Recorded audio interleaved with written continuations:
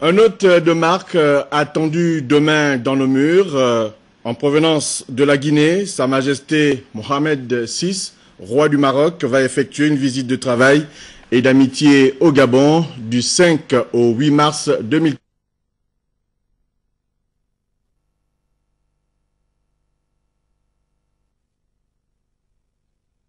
Sur le climat qui prévaut actuellement dans ce département et le cinéaste Jean-Claude Mpaka pour nous édifier sur le lancement imminent de la série Ndossi sur les antennes de Gabon Télévision. Mesdames, Messieurs, bonsoir et merci de choisir Gabon Télévision pour vous informer. Vous êtes naturellement les bienvenus. Nous vous l'annoncions à l'instant, le roi du Maroc, Sa Majesté Mohamed VI, est attendu à Libreville demain pour une visite de travail et d'amitié. Le Gabon et le Maroc, vous le savez, ont développé un modèle de coopération sud-sud des plus réussis, comme nous le situent ici sur cette analyse Ali Radjoumba et Cédric Aleka. Ce déplacement de Sa Majesté Mohamed VI, le roi du Maroc, s'inscrit dans le cadre d'une visite de travail et d'amitié et surtout de renforcement des relations privilégiées de fraternité qui existent entre le Gabon et le royaume chérifien. Les deux chefs d'État, Ali Bongo Ondimba et Mohamed VI, ont une convergence de vues sur les questions de développement et d'intérêt commun. À travers cette visite, les deux dirigeants procéderont à une évaluation exhaustive de la coopération bilatérale et examineront les voies et moyens de la renforcer, de la diversifier, de l'adapter aux réalités et priorités du moment. Le séjour du roi du Maroc s'inscrit aussi dans une dynamique économique. Ça sera sous les signes, sous le sceau de l'économie, du renforcement des liens économiques. Vous le savez très bien, au sommet, nous avons d'excellentes relations politiques, l'amitié profonde qui lie Sa Majesté à son frère, son Excellence, Monsieur le Président Ali Bongo Ondimba. Maintenant, il faudrait passer à une vitesse supérieure, si je peux dire. Donner un contenu, donner une substance à nos relations bilatérales en renforçant le volet économique dans tous les domaines. D'où la présence de nos hommes d'affaires au moment de la visite de Sa Majesté. Comme j'ai dit, une centaine. Il va y avoir une journée économique maroco-gabonaise. Le Gabon et le Maroc ont développé un modèle de coopération sud-sud des plus réussis. On se souvient encore de la dernière visite de travail effectuée par le président de la République, Ali Bongo Ondimba, sur invitation du roi du Maroc à Rabat, dans le cadre de la 6e grande commission mixte de coopération. Un déplacement qui avait donné lieu à la signature de 5 accords dans les domaines d'assistance mutuelle administrative en matière de douane, la coopération dans le domaine de l'aménagement du territoire et de la reconnaissance réciproque des permis de conduire, la circulation des personnes par la suppression des visas pour les passeports ordinaires et un mémorandum d'entente entre les académies des deux pays.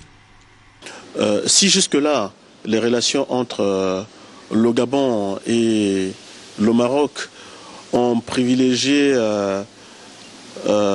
les secteurs politiques, il n'y a que le secteur économique et commercial, le secteur économique et le secteur commercial qui sont aujourd'hui le socle et la base de bonnes relations, des relations régulières entre les États, occupent une place prépondérante. Donc ce n'est pas que les autres aspects sont négligés, ils vont être abordés.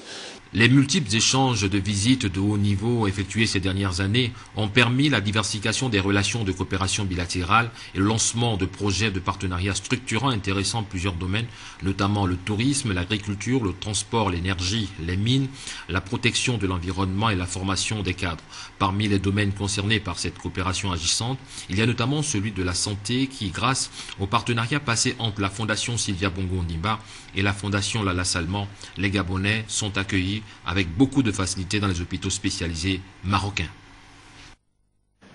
Retenez que dans nos programmes de la soirée, l'émission Objectif Développement sera essentiellement consacrée aux relations privilégiées de coopération que le Gabon et le Maroc entretiennent depuis plusieurs décennies. Toujours en rapport avec cette actualité, une mission de suivi des prestataires conventionnés par la CNAM-GS vient d'avoir lieu au Maroc. C'était donc du 17 au 23 février 2014. L'idée était donc de se rendre compte des conditions d'accueil et de traitement des assurés CNAM-GS évacués dans ce pays ami. Sur place, Rodrigue Tessamanga. La santé fait partie des secteurs qui impulsent la coopération entre le Gabon et le Maroc. À travers la Caisse nationale d'assurance maladie et de garantie sociale, on y est. Tous ces Gabonais qui viennent et qu'on prend en charge, nous remarquons que leur bonheur de se retrouver dans un pays africain qui représente un petit peu cette collaboration sud-sud qui peut exister entre nos deux pays. Une coopération sud-sud, mais avant tout, gagnant-gagnant, boosté au premier chef par les dirigeants des deux pays. Ce partenariat ne peut être que gagnant-gagnant. Nous traitons des patients gabonais, pour la plupart ayant besoin de soins de chirurgie cardiaque, de neurochirurgie, de soins de cancérologie, que le président Ali Bongo Ndimba a fait en créant des structures sanitaires qui sont de pointe, et la collaboration qui existe entre nos deux pays. Les évacuations sanitaires ont d'ailleurs donné un nouveau rythme à cette coopération agissante. Grâce à la bienveillance de nos deux chefs d'État, à savoir Sa Majesté le roi Mohamed VI et le président Bongo, qui ne ménagent aucun effort là, pour développer la coopération sud-sud et la concrétiser de façon spectaculaire. En matière également de transfert de compétences, si aujourd'hui vous allez à l'hôpital Angondjen, vous verrez des Marocains qui viennent nous prêter main forte dans la prise en charge des malades. Il y a la fondation de la princesse également qui nous vient en aide dans le cadre de la coopération. Et nous, en dessous, nous renforçons également les capacités de la fondation en question pour une meilleure prise en charge des malades atteints de cancer. La CNAM-GS intègre parfaitement le plan stratégique Gabon émergent. Mieux, il apparaît désormais comme un bras séculier du nouveau pacte social du chef de l'État Ali Bongo Ondimba. Toujours dans nos programmes de la soirée, nous vous proposerons un magazine consacré à cette mission au Maroc.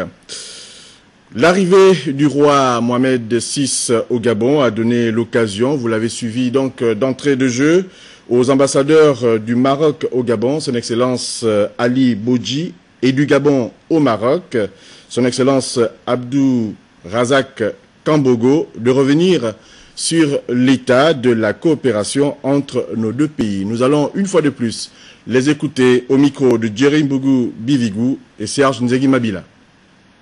L'état de la coopération entre le Maroc et le Gabon est toujours en mouvement, dans des dynamiques renouvelées. Ça s'améliore d'année en année. Et avec la visite attendue la visite de travail, de fraternité attendue ici au Gabon de Sa Majesté le roi Mohamed VI, l'ambition est de donner un nouvel élan à notre coopération bilatérale. Sa Majesté est accompagnée d'une forte délégation d'hommes d'affaires. Un forum économique est prévu à cette occasion ici à Libreville qui va voir la participation d'une centaine d'hommes d'affaires marocains, plus on espère et on escompte 300 à 400 hommes d'affaires gabonais. Mais cette fois-ci, c'est la 6e visite de Sa Majesté au Gabon depuis qu'il est sur le trône de ses glorieux ancêtres. Donc c'est une visite placée sous le sceau de l'économie, du développement des relations économiques. La suppression des visas entre le Maroc et le Gabon pour les ressortissants de ces deux pays, détenteurs de passeports réguliers, à jour, c'est une mesure qui est effective. Et c'est une mesure justement qui est arrivée pour consolider ces échanges-là. C'est une mesure qui avait été voulue pour donner encore un peu plus de hauteur dans la libre circulation. On circulait déjà librement entre les deux pays, mais rendre beaucoup plus fluide la circulation entre les deux pays. Le visa supprimé ou les visas supprimés n'ont qu'un élément qui constitue la passerelle entre le Maroc et le Gabon. Il fallait passer par là parce que aussi étroitement liés, qui entretiennent des relations, on va dire, de plus parfaites et qui sont exemplaires, reconnus par tous. On ne comprenait pas qu'il y ait de visas qui constituaient pour certains une barrière. Dans le reste de l'actualité, audience ce matin au palais de la présidence de la République, le chef de l'État a reçu le président de l'Assemblée nationale du Togo. L'échange a permis d'évoquer des questions de développement et d'intérêt commun entre le Gabon et le Togo. Bienvenue Miko, Anissé Samamoubou, Abamopende. Présidence de la République, mardi 4 mars 2014.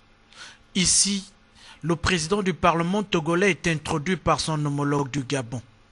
L'honorable Dama Dramani est venu transmettre les amitiés du numéro 1 togolais au président de la République, Ali Bongo Ondimba. Le président m'a fait l'honneur de me recevoir ce matin. J'en suis vraiment infiniment reconnaissant.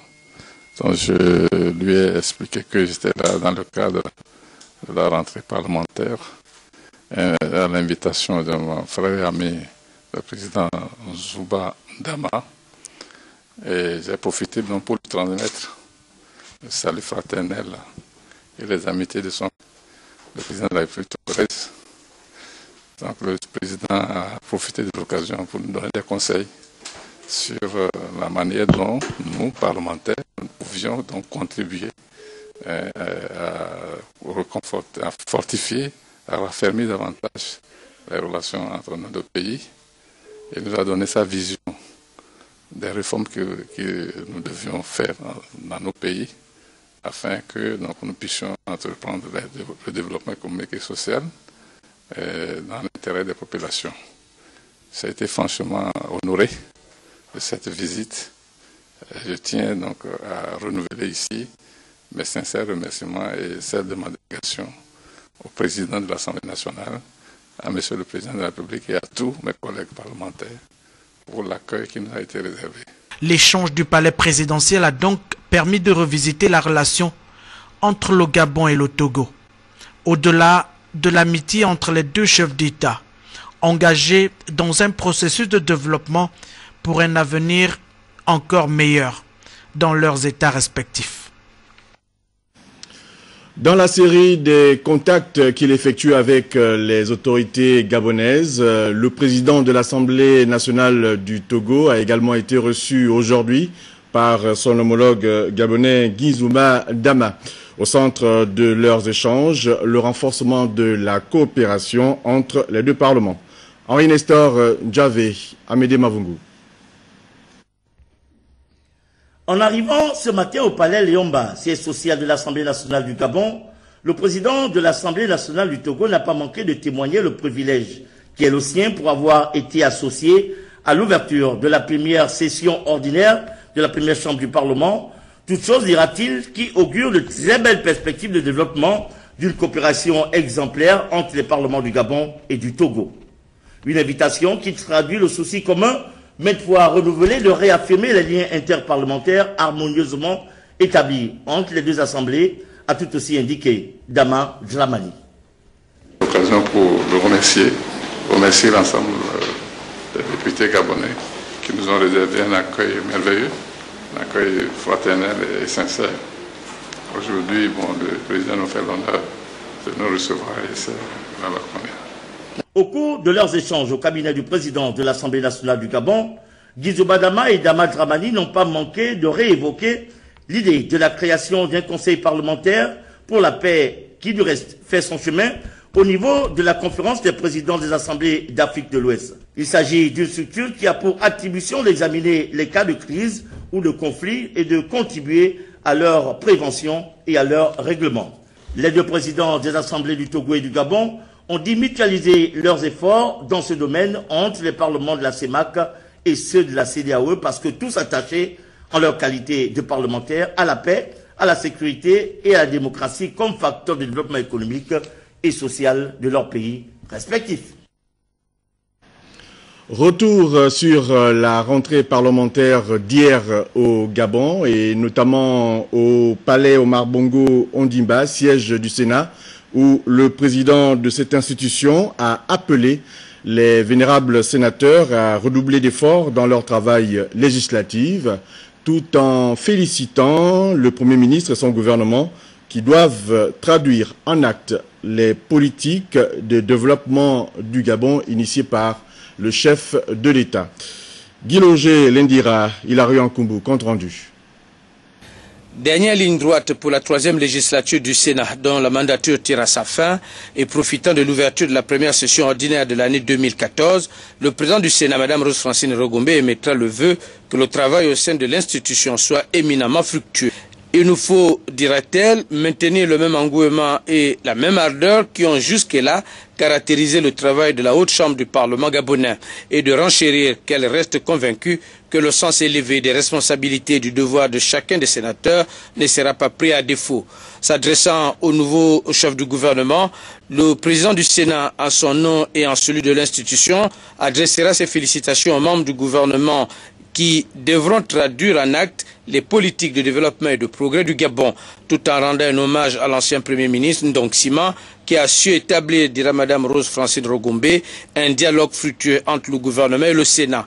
Autre pan du discours du président du Sénat, le bilan de l'activité interparlementaire, avec le point du 20e anniversaire de la déclaration et du programme d'action de Beijing, où a été examiné les 12 objectifs stratégiques du programme d'action de Beijing en fonction des 3 thématiques transversales: la lutte contre la violence à l'égard des femmes, leur autonomisation économique et leur accès au processus décisionnel politique et économique, et de rappeler l'exhortation faite aux parlementaires et au gouvernement des différents États à lutter contre toutes les formes de violence sexuelle. Autre point fort développé au cours de ce discours, l'obligation qui incombe au gouvernement de prendre, quand le législateur le lui prescrit, les tests d'application des lois.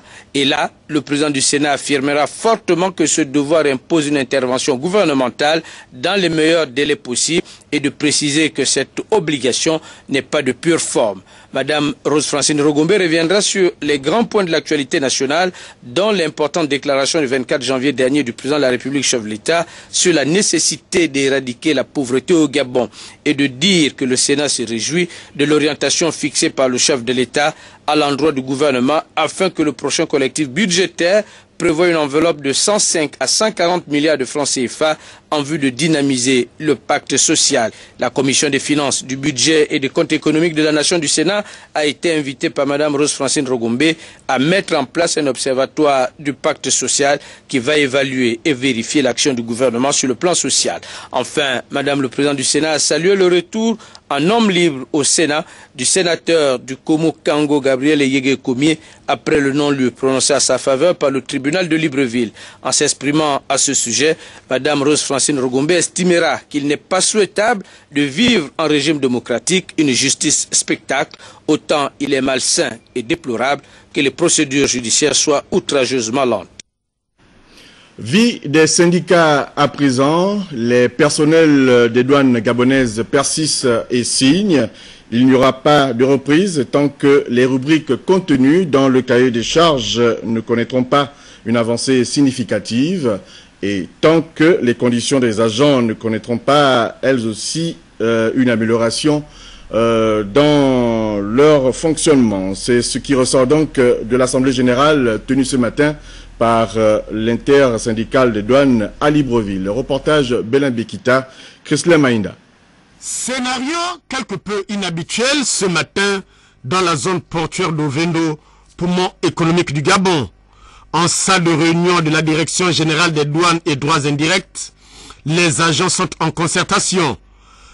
Détrompez-vous, les apparences étant trompeuses, il ne s'agit nullement d'un séminaire de renforcement de capacité ou d'une vidéoconférence, comme cela est très souvent le cas, mais d'une assemblée générale du syndicat des agents pour analyser les avancées du mouvement d'humeur. Notre grève n'a pas pour point focal la perception des fonds communs. Ce ne sont que des rumeurs, et notre pays ne vit que des rumeurs. Il semblerait que ces primes seront versées dans toutes les administrations gabonaises. Si on vous les verse, acceptez-les parce que c'est votre droit. Acceptez-les parce que vous avez souffert pour les obtenir. Ici, la notion de partage n'est pas la chose la mieux partagée, car les chiffres sont sacrés et l'argent n'aime pas le bruit. Je crois que l'impact, ça sera à vous d'apprécier. Vous avez la possibilité de réunir tous les chiffres pour pouvoir apprécier l'impact de cette grève. Une vue de l'esprit. On ne peut pas réclamer si on se sent lésé. Je crois que j'ai terminé, il n'y a plus de questions. Dans ce qui est désormais convenu d'appeler les effets pervers de la mesure portant suspension des fonds communs et autres primes diverses aux fins d'harmoniser et mieux redistribuer l'argent public pour traduire en acte la vision du chef de l'État paix, développement, partage, les agents des douanes restent ouverts à la négociation pour un partage équitable tout en préservant les acquis actuels. Sur cette actualité, nous recevons sur ce plateau Michel Ondinga Nguengwe. Il est directeur général des douanes et droits indirects. Bonsoir, monsieur le directeur général. Bonsoir, monsieur Yves Bitumba. Alors, vous venez de suivre ce reportage. Les personnels des douanes gabonaises persistent et signent. Pas de reprise concrète. Est-ce qu'on peut considérer que là-bas, le dialogue est rompu? Non, mais je vous remercie pour l'opportunité que vous nous offrez ce soir pour répondre aux questions d'actualité. Mais je dois d'abord préciser que la politique en matière fiscale et douanière relève de la compétence du ministre de l'économie et politique. Et c'est pour cette raison que ce matin, ceux qui ont regardé l'Union, ils ont vu que le ministre de l'économie et politique a abordé largement toutes ces questions. Donc, et je suis ici sur instruction du ministre de l'économie pour répondre aux questions relatives à l'actualité. Alors cette actualité, c'est quand même qu'il y a grève. Alors il faut le dire. Vous savez, le droit de grève, c'est un droit reconnu. Mais je précise que ceux qui font grève ne doivent pas empêcher ceux qui veulent aller travailler d'y aller. Et la grève, vous l'avez suivi comme moi, est basée, si vous voulez, et cette grève est assise sur les cahiers des charges.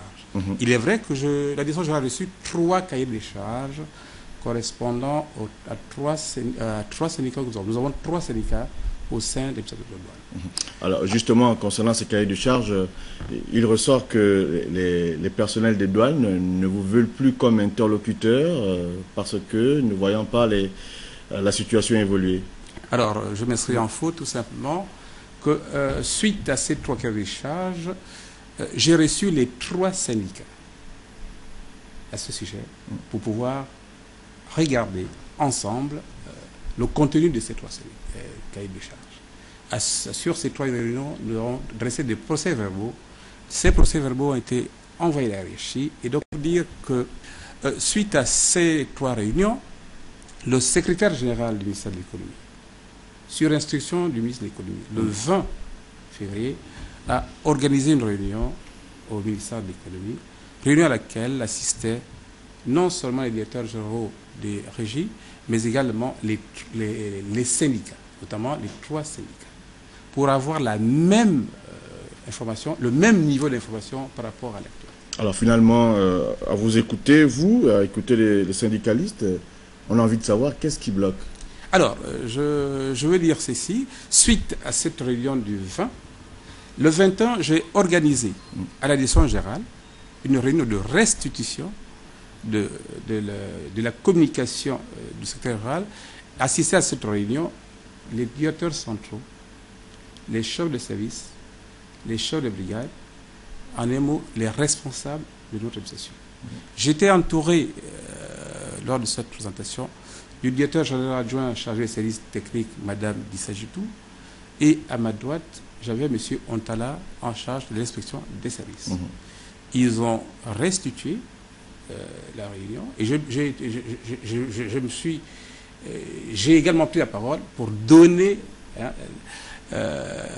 et confirmer ce qu'avaient dit mes prédécesseurs. Et j'ai demandé justement aux syndicats qui étaient présents dans la salle de pouvoir informer l'assistance de ce qui avait été dit à notre réunion du 20 présidée par le secrétaire général. À ma grande surprise, à la surprise de l'assistance, les deux syndicats ont claqué la porte, resté dans la salle avec nous, un syndicat, transparence. Et ça, c'est une expression que l'on peut vérifier. Alors, et quand nous avons, si vous permettez, M. Boutoumba, quand il y a négociation, il n'y a pas grève. Grève, ça veut dire tout simplement rupture de négociation. Pour le moment, nous sommes en négociation parce que sur la base de la réunion du 21, nous avons mis en place une commission pour pouvoir mettre dans un seul document les 3 cahiers de charges.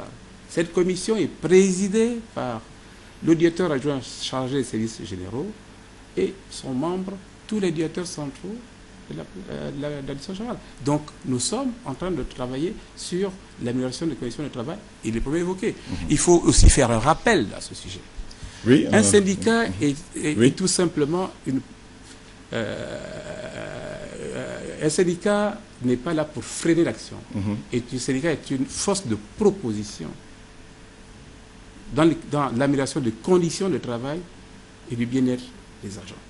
Mieux, un syndicat est un levier de gestion. Et un syndicat est un partenaire. Il doit faire des propositions. Une aide à la décision. Voilà.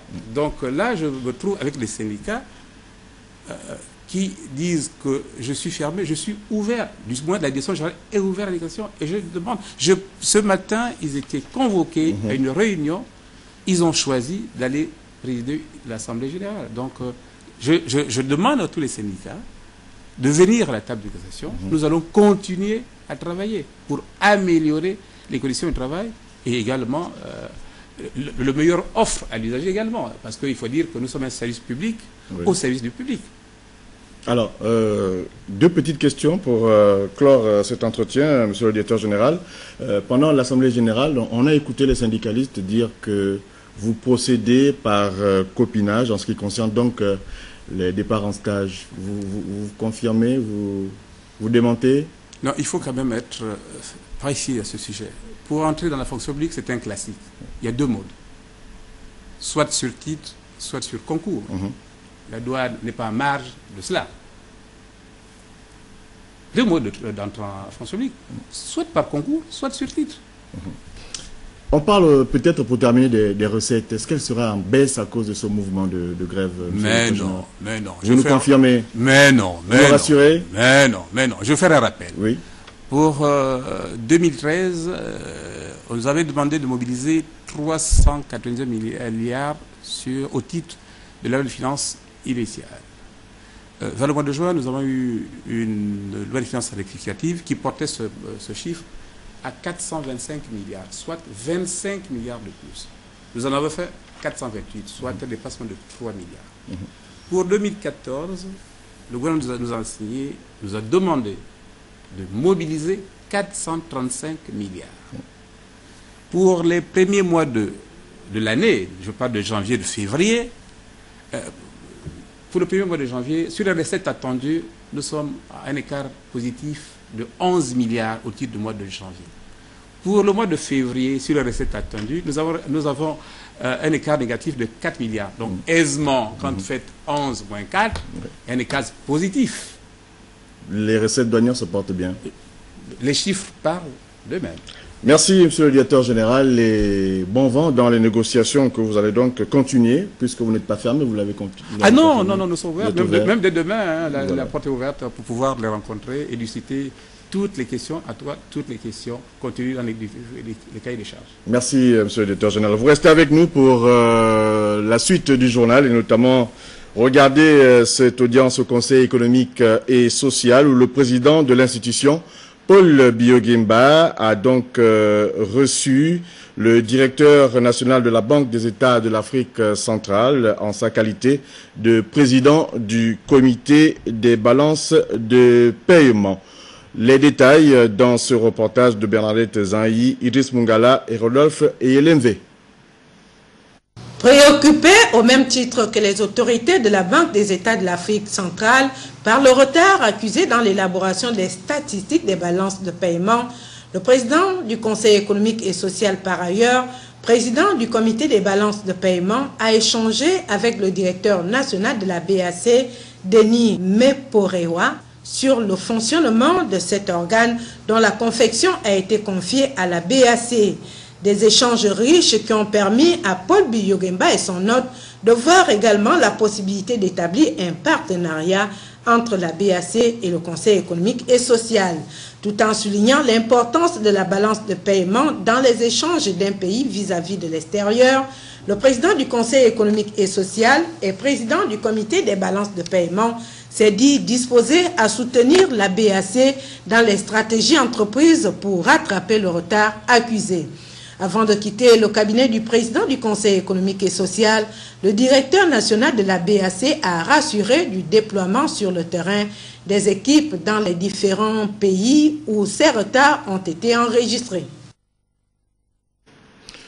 Guy Bertrand Mapangou, quant à lui, en sa qualité de ministre de l'Intérieur, a reçu une délégation des acteurs du programme national de gestion urbaine partagée des déchets solides ménagers. Ces acteurs sont donc allés présenter ce projet qui vise donc à améliorer durablement le cadre de vie des populations et promouvoir les emplois des jeunes en chômage dans les quartiers sous-intégrés. Lolita Obono, Francis Ngomo. Initié par le gouvernement gabonais il y a quelques années en partenariat avec le Programme des Nations Unies pour le développement, les acteurs exécutifs du Programme national de gestion urbaine partagée des déchets solides ménagers sont venus présenter le projet et faire un compte rendu de leurs activités au nouveau ministre de l'Intérieur Guy Bertrand Mapangou. Pour ce programme exécuté pour le moment dans 3 villes du Gabon, à savoir Libreville, Port-Gentil et Oyem, l'objectif est d'améliorer le cadre de vie des populations. Nouvellement arrivé à la tête des collectivités locales, il était très important qu'on lui fasse le point, qu'on lui présente les difficultés que rencontre ce programme-là, afin que nous puissions atteindre les résultats escomptés. Les quartiers cibles sont connus, les opérateurs de précollecte sont connus, coachés, formés, appuyés d'un fonds de roulement et d'équipement. Aujourd'hui, ils sont déployés sur le terrain. Très prochainement, nous allons dérouler la stratégie de mobilisation sociale pour permettre à ce que les populations adhèrent de plus en plus à ce projet, pour qu'ils puissent atteindre les objectifs, pour qu'ils puissent satisfaire ou assainir l'espace de vie des populations. Dans ce projet, chaque ville est appuyée et accompagnée dans l'organisation de la précollecte des ordures ménagères dans les quartiers, mettant ainsi les ménages et les opérateurs au centre du processus. L'activité rencontre néanmoins des difficultés par le manque de décharges publiques. La difficulté au niveau de Libreville, c'est que la collecte en elle-même connaît beaucoup de difficultés. La pré-collecte n'est effective que si et seulement si la collecte est efficace. Il ne sert à rien d'aller chercher les déchets ménagers dans les quartiers sous-intégrés, les amener au point d'apport volontaire identifié par le concessionnaire qui est censé collecter, sans que ça n'arrive à la décharge. Tout le monde connaît la situation que vit la ville de Libreville en rapport avec la gestion des déchets. Au niveau de la ville de Port-Gentil et la ville d'Oyem, la situation est plus ou moins maîtrisée. Et donc, une fois, on a un nouveau centre d'enfouissement technique, on a une usine qui va produire de l'énergie en partie du déchet. La solution sera trouvée. Le projet qui suit son cours normal va s'étaler dans tous les chefs-lieux du Gabon. Ces communications pour la suite du journal. À l'occasion de la commémoration de la Journée internationale de la femme, le ministère de la Prévoyance sociale et de la Solidarité nationale organise le samedi 8 mars prochain, à partir de 9h, une causerie débat à l'esplanade du gouvernorat de la province de l'Estuaire sur le thème national « Les violences économiques en milieu familial ». À cet effet, les hommes, les femmes, les étudiants, les chercheurs et hommes d'église sont massivement conviés à prendre part à ce débat. Et puis, le secrétaire général du ministère de l'économie numérique, de la communication et de la poste informe les professionnels de la communication que la clôture de la première session annuelle de la Commission nationale de la carte professionnelle de presse aura lieu demain, mercredi 5 mars 2014 à 15h à l'auditorium de la maison Georges Rawiri. La présence de tous les communicateurs est vivement souhaitée et le présent communiqué tient lieu d'invitation.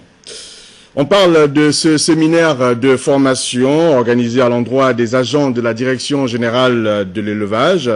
La rencontre, il faut le dire, vise le renforcement des compétences des agents de ce secteur et se situe des programmes initiés par le Bureau interafricain de ressources animales avec l'appui de l'Union africaine. Plus de détails avec Hamed Mouyaka et Francis Ngomo.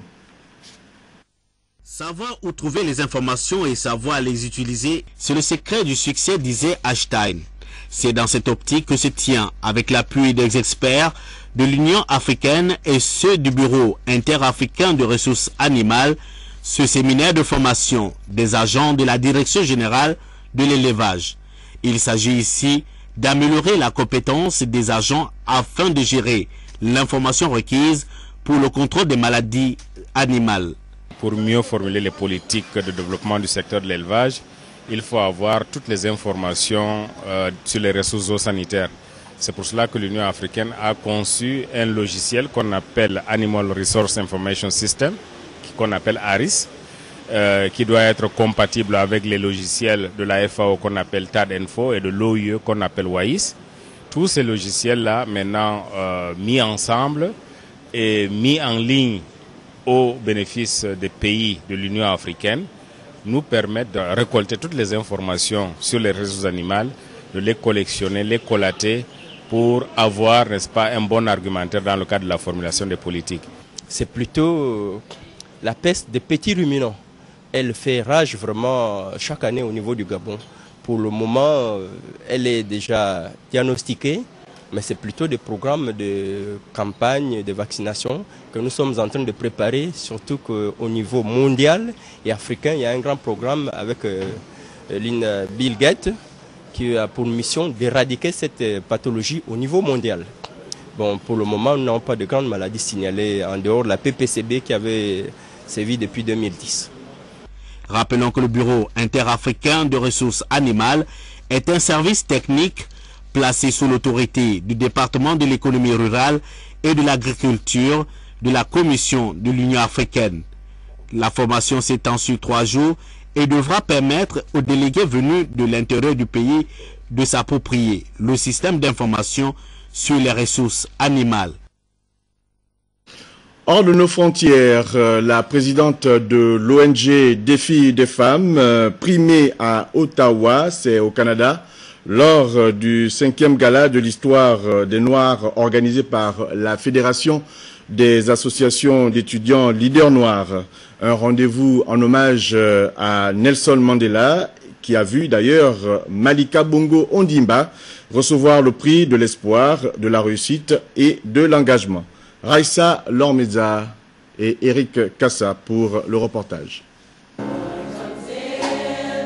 L'auditorium de l'Université d'Ottawa au Canada a réuni du monde pour le 5e gala de l'histoire des Noirs organisé par la Fédération des associations d'étudiants leaders noirs en partenariat avec les autorités locales. La cérémonie, qui chaque année honore les leaders charismatiques du monde noir, a cette année rendu un hommage au symbole de la lutte contre l'apartheid, prix Nobel de la paix Nelson Mandela, décédé l'an dernier.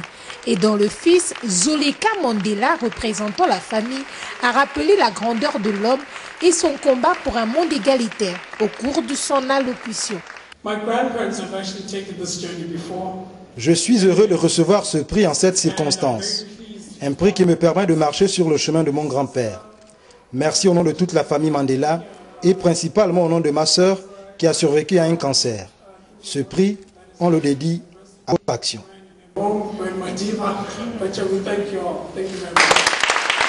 Pour 2014, au nombre des primés, on retiendra le prix de l'espoir, de la réussite et de l'engagement décerné à la présidente de l'ONG Défi de femmes, une reconnaissance de ses actions charitables au Gabon et en Afrique. Pour Malika Bongo Ondimba, c'est une marque d'encouragement et un honneur pour celles qui se dévouent en faveur des plus faibles. Cette récompense est vraiment pour moi une marque d'encouragement. Un encouragement à aller plus loin dans mon action sociale auprès des populations au Gabon, mon pays. Je saisis cette occasion pour porter un message de solidarité. Solidarité envers les populations les plus fragilisées d'Afrique et d'ailleurs. La cérémonie été rehaussée par la présence de plusieurs personnalités, dont l'ambassadeur du Gabon au Canada. L'équipe de l'ONG Défi de Femmes présente n'a rien manqué de ces moments forts.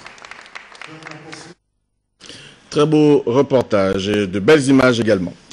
Au Gabon, on parle de l'avant-première de la série Ndossi, une production cinématographique gabonaise du réalisateur Dominique Donatien Mpouba, qui a donc eu lieu la semaine écoulée à Libreville.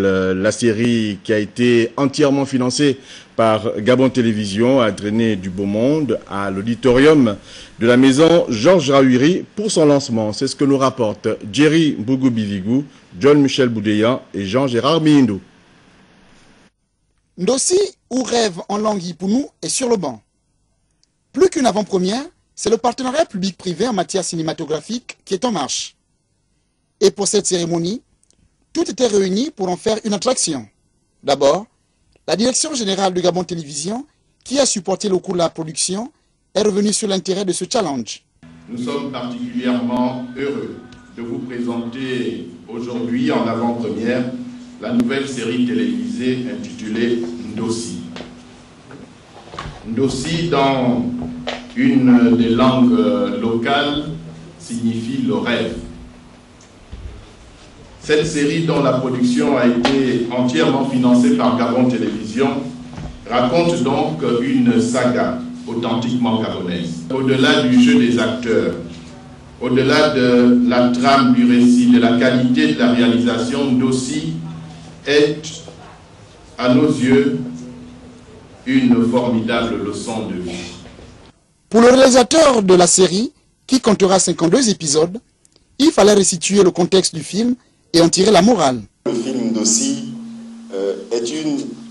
est un texte que nous avons écrit en 2009, n'est-ce pas?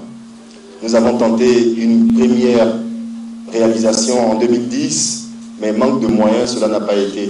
Et c'est en cela que je voulais remercier Gabon Télévision pour ce partenariat public-privé qui, somme toute, nous permet, comme vous le disiez tantôt, monsieur l'administrateur directeur général, de mettre en exergue nos valeurs de civilisation à travers de telles productions. Ambiance hollywoodienne oblige, la prestation d'artistes était au rendez-vous.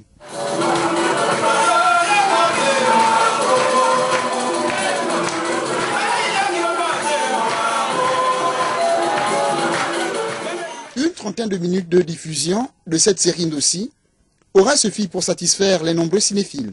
Je ne dis rien sur les cadres, je ne dis rien non plus sur la lumière, mais je souhaiterais que vous baissiez un peu le son sur les transitions, parce que si le film est court, avec tout au long un support sonore, je ne sais pas si c'était juste pour les besoins. C'est juste pour les besoins. Bien, mais si c'est juste pour les besoins, alors je retire tout. Je dis seulement bravo à toute l'équipe. Je suis venu, j'ai vu, j'ai aimé. Je pense que c'est une grande œuvre. Et il faut souhaiter bonne continuation à notre jeune frère Donatien, que j'aime beaucoup ce qu'il fait. Bravo et félicitations. Merci. Je crois que le film promet.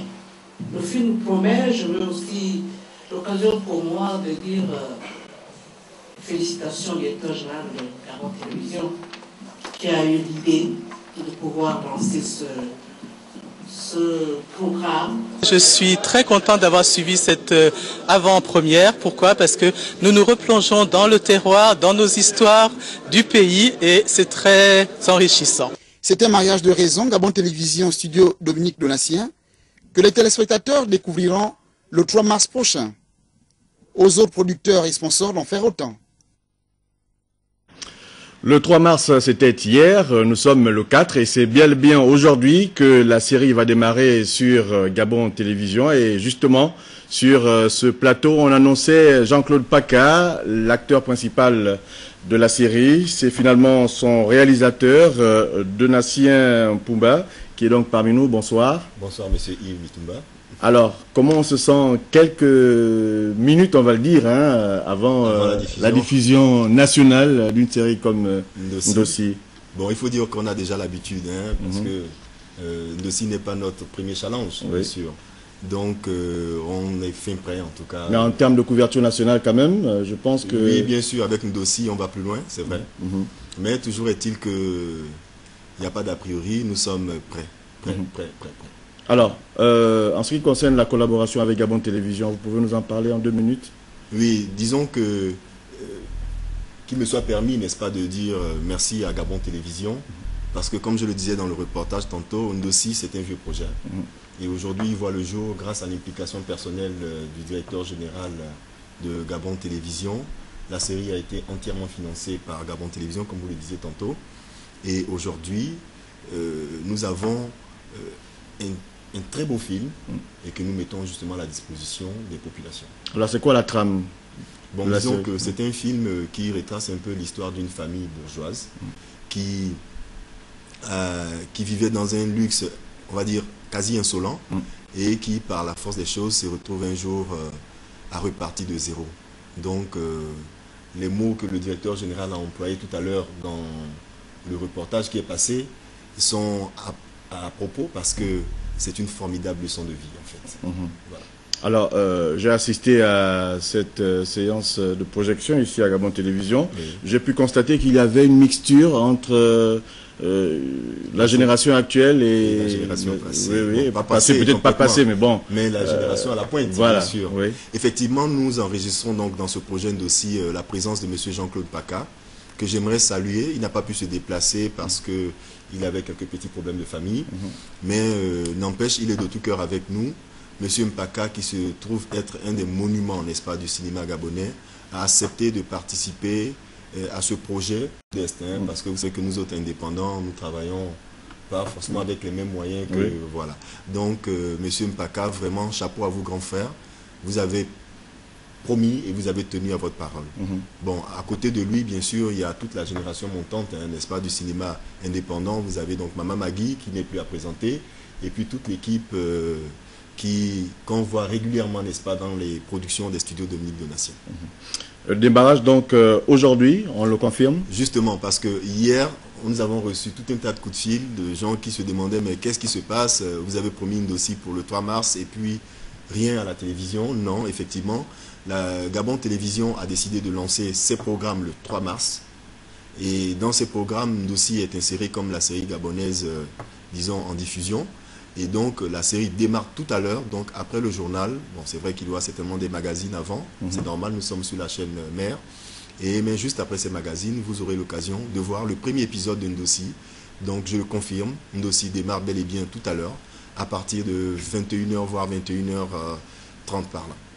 Voilà. Peut-être une dernière question sur cette actualité quand même aussi, qui concerne le bouillonnement du cinéma gabonais avec les réalisateurs indépendants.